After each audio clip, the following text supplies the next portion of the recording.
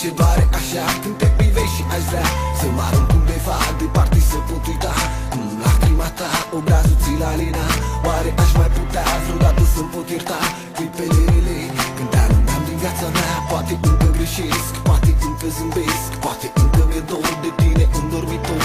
Poate încă te vreau, poate încă mai vreau clipele cu noi să nu le fi aruncat. Și încerc mereu să mă mint că în timp am să arunc problema noastră și spun asiguram să te uiți, dar sigur nu e așa. Povestea va continua, cu gândul meu voi lupta, tu vei rămâne a mea.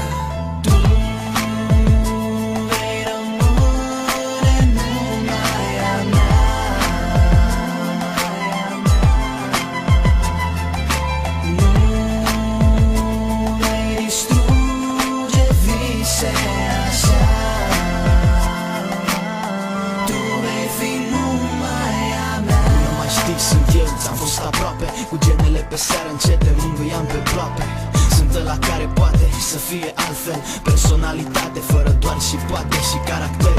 Mai știi de toate că o să le avem, visam și poate era un das cu stare și nu în șoapte. Ce vrem stă undeva departe, pentru amândoi liniște că știi că am dreptate.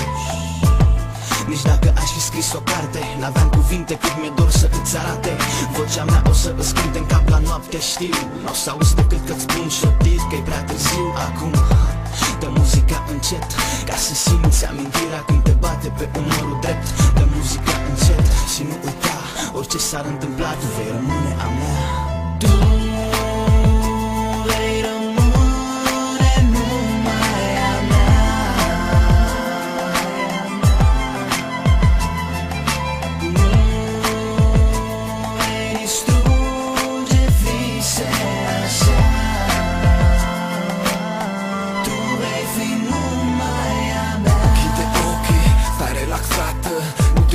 Să arăși tu ce iubeai odată. Nu fugi, nu te mințești. Praful după poze va rămâne în amintiri. Te legi în gânduri și le cealaltă în rânduri. Ascult subtil vorbele cu care-ți mângâi, chipul care pare să lase urme de regrete în sentimente. Ia-o ușor, acum nu te da mai în spate. Hai prinde-mă de mână, vreau să zburăm departe. Știu, încă am puterea să țin în dorința pe care credeam că n-am să o mai prins. Tu vei rămâne aici chiar dacă orice trecut pare să lasă o urmă ștearsă. Vei rămâne mereu gândul meu și orice s-ar întâmpla, tu vei rămâne a mea. Tu